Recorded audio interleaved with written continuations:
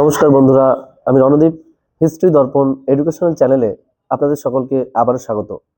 আজ মূলত আমি আলোচনা করব যারা কল্যাণী ইউনিভার্সিটির অধীনস্থ পঞ্চম সেমিস্টারে পড়ছো এবং এবার মেজর ইতিহাসের পরীক্ষা দিতে চলেছ, তাদের ইতিহাস মেজর 5.1 যে মুঘল যুগের ইতিহাসটা রয়েছে সেখান থেকে কি ধরনের শর্ট প্রশ্ন আসবে সেই সংক্রান্ত প্রশ্ন কিন্তু আজকে আলোচনা করব।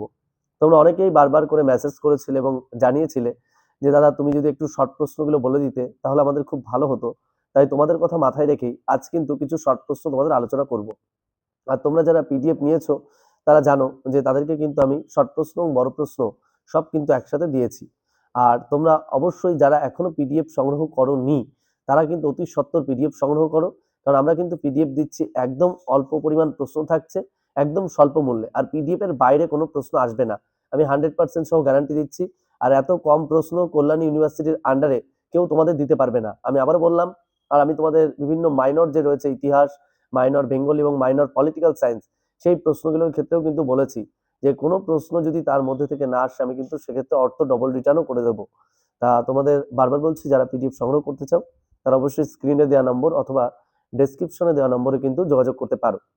তাহলে দেরি না করে আজকে শুরু করি যে পরবর্তী যে অংশটা রয়েছে মুঘল যুগের ইতিহাস 5.1 মেজর পেপার পঞ্চম সেমিস্টার, শর্ট প্রশ্ন কি ধরনের আসতে পারে। কারণ পূর্ববর্তী একটা ভিডিওতে কিন্তু আমরা প্রথম থেকে পঞ্চম অধ্যায় অবধি আলোচনা করে দিয়েছি। তাহলে শুরু করা যাক আজকের প্রথম প্রশ্ন। দেখো, এই পঞ্চম সেমিস্টারের পরবর্তী যে অংশে সেখানে কি ধরনের তোমরা প্রশ্ন পড়বে সেটা শুরু করা যাক। যে প্রথম যে প্রশ্নটা রয়েছে, 1656 সালে শিবাজি কোন অঞ্চল অধিকার করেন? শিবাজিকে কে ছত্রপতি উপাধি দিয়েছিলেন? শিবাজি কবে রায়গড় দুর্গে অভিষেক হয়? পুরন্দরের সন্ধি কবে কাদের মধ্যে স্বাক্ষরিত হয়? তার পরবর্তীতে পড়বে অষ্টপ্রধান কাদের বলে? তারপর শিবাজির মৃত্যুর পর কে ছত্রপতি হন? স্বর্দেশমুখী কি? চৌথ কি? বর্গী কাদের বলা হতো? কাকে দ্বিতীয় মারাঠা সাম্রাজ্যের প্রতিষ্ঠাতা বলা হয়? হিন্দু পাদপাতশাহী কি? ওয়ার্নার চুক্তি কবে কাদের মধ্যে হয়? নেক্সট, ধাবয়ের যুদ্ধ কবে কাদের মধ্যে সংগঠিত হয়? কে কাকে মারাঠা জাতির নেপোলিয়ান বলে অভিহিত করেছিলেন?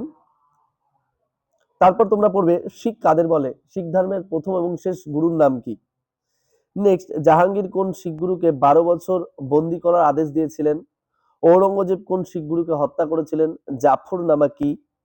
মজ্জিম বা মজিম কি? বান্দা বাহাদুর কে ছিলেন?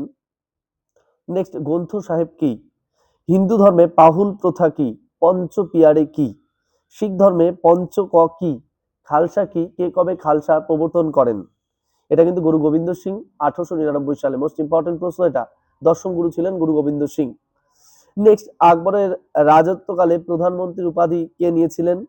ওয়াকিল কাদের বলা হতো? মীর বকশি কাদের বলা হতো?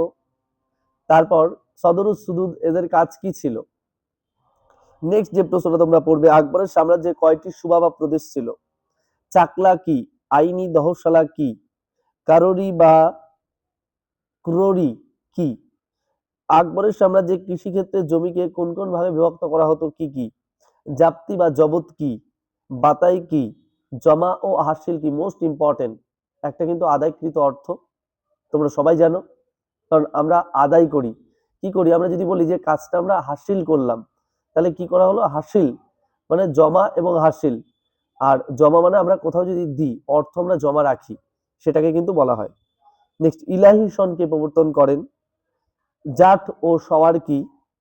নেক্সট, জায়গিরদার কাদের বলা হতো? জায়গিরি ইনসা কি? ওয়াতন জায়গির কি? তনখা জায়গির কি? Most important. তারপর তোমরা যে প্রশ্নগুলো পড়বে, খুদকস কি? পাহিকস কি? সপ্তদশ শতাব্দীতে ভারতে কোন দুই ফসলের চাষ শুরু হয়? মোস্ট ইম্পর্টেন্ট প্রশ্ন এটা। এক্ষেত্রে কিন্তু তামাক এবং মকায়ের উল্লেখ পাওয়া যায়, মোস্ট ইম্পর্টেন্ট। আর এই তামাকের ব্যবহার বা প্রচলন প্রথম কোন মুঘল সম্রাট শুরু করেন? এটা নিয়েও কিন্তু অনেক ক্ষেত্রে বিতর্ক আছে জাহাঙ্গীর আর আকবরের মধ্যে। নেক্সট, কারা ছিল বাঞ্জার? বাঞ্জার গোষ্ঠী কাদের বলা হতো? Most important. নেক্সট, দাম কি? শাহরুখি কি এবং মোহর কি? নেক্সট যে প্রশ্নটা তোমরা পড়বে, কাশু কি? মুঘল ভারতের তীর্থ কেন্দ্র হিসেবে বিকাশ লাভ করা 4টি নগরের নাম লেখো। Most important. এক্ষেত্রে কিন্তু তোমরা বারাণসী, মথুরা, পুরী এবং আজমির এই 4টি নাম কিন্তু তোমরা পাবে। নেক্সট, দেওয়ানি আম ও দেওয়ানি খাস কি? আকবরের সময় কোথায় রাজধানী স্থাপন করা হয়েছিল? ঝড়ক দর্শন কি? Most important.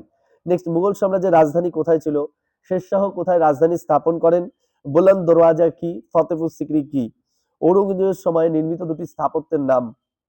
পিয়েত্রা dura. Most important. আকবরের রাজসভায় চারজন চিত্রশিল্পীর নাম? আব্দুস সামাদকে তিনি কি উপাধি নিয়েছিলেন? হামজা নামা কি? রাজম নামা কি? কাংড়া শিল্প বলতে কি বোঝো? নেক্সট, আকবর কাকে জারিন কলম উপাধি দিয়েছিলেন? ফৈজিকে। আকবরের রাজত্বকালে কে অথর্ববেদ ফার্সিতে অনুবাদ করেন? Most important. নেক্সট, দ্বারা কোন তিন সংস্কৃত গ্রন্থ ফার্সিতে অনুবাদ করেন? জগন্নাথ পণ্ডিত কে ছিলেন? আকবর বীরবলকে কি উপাধি দিয়েছিলেন? কে রচনা করেছিলেন পদ্মাবত? বাংলা ভাষায় পদ্মাবতী কাব্যের রচয়িতা কে? নেক্সট, তানসেন কে ছিল? পোবাড়া কি? কোন মুঘল সম্রাটের দরবারে গান গাওয়া নিষিদ্ধ ছিল? এটা কিন্তু Aurangzeb. Most important. Next, Mirabai কে ছিলেন? তুলসীদাস কে ছিলেন? দাদু কে? নেক্সট, লাল্লা কে? এটাও কিন্তু কাশ্মীরি একজন কবি। নেক্সট, মুঘল শাসনকালে উত্তর ও দক্ষিণ ভারতে কোন দুই সুফি মতবাদ জনপ্রিয়তা লাভ করে? নেক্সট, মাজমাউল বাহারান গ্রন্থটি কে রচনা করেন? অষ্টাদশ শতাব্দীতে কোন দুজন ইসলাম ধর্মকে পরিশুদ্ধ করার প্রয়াস করেছিলেন? Most important. এই যে প্রশ্নগুলো তোমাদের আলোচনা করলাম, এই প্রশ্নগুলো তোমরা যদি খুব ভালো করে করো, আশা করি যে 5.1 যে মুঘল যুগের ইতিহাসটা রয়েছে সেখান থেকে কিন্তু অধিকাংশ প্রশ্নই তোমাদের সম্পূর্ণ কমপ্লিট হয়ে যাবে। আর এর বাইরে কিন্তু কোনো শর্ট প্রশ্ন তোমাদের পড়তে হবে না। আর কারো যদি মনে হয় আরো খুব ভালোভাবে আমরা চাই প্রশ্নগুলো, তাহলে তোমরা অবশ্যই পিডিএফ সংগ্রহ করে নিতে পারো। সেখানে কিন্তু সুন্দর করে মার্কিং করে দাগানো আছে এবং তোমাদের এই 2025-এর নভেম্বরেই কিন্তু প্রকাশিত হয়েছে, সেই বই থেকেই দেয়া। পুরনো কিন্তু কোনো আলতু ফালতু নোট দিয়ে এইসব তৈরি করা হয়নি এবং শুধুমাত্র যেগুলো পরীক্ষায় আসবে অথেন্টিক প্রশ্ন সেগুলোই। আর যারা দ্বিতীয় এবং চতুর্থ সেমিস্টারে পরীক্ষা দিয়েছিল সাজেশন নিয়ে, তাদেরকে আবার আর নতুন করে কিছু বলে দিতে হবে না। তারা খুব শীঘ্রই তৃতীয় সেমিস্টার এবং পঞ্চম সেমিস্টারে তোমাদের পিডিএফ গুলো সংগ্রহ করে নাও, তাহলে তোমরা কিন্তু উপকৃত হবে এবং আমরাও খুশি হব তোমাদেরকে সঠিক তথ্য দিতে পেরে। আর তোমাদের আরো যদি কিছু প্রয়োজন হয় অবশ্যই তোমরা কমেন্ট বক্সে কমেন্ট করে জানাবে। আমরা চেষ্টা করব সে ধরনের প্রশ্ন আলোচনা করার। আর তোমরা যারা নতুন আছো অবশ্যই চ্যানেলটিকে কিন্তু সাবস্ক্রাইব করতে ভুলো না এবং বন্ধু বান্ধবদের মাঝে অবশ্যই শেয়ার করে দিও। আর ভিডিওটি সম্পূর্ণ দেখার জন্য তোমাদের সকলকে অসংখ্য ধন্যবাদ। দেখা হচ্ছে পরের ভিডিওতে। সকলে ভালো থাকবে, সুস্থ থাকবে। ধন্যবাদ।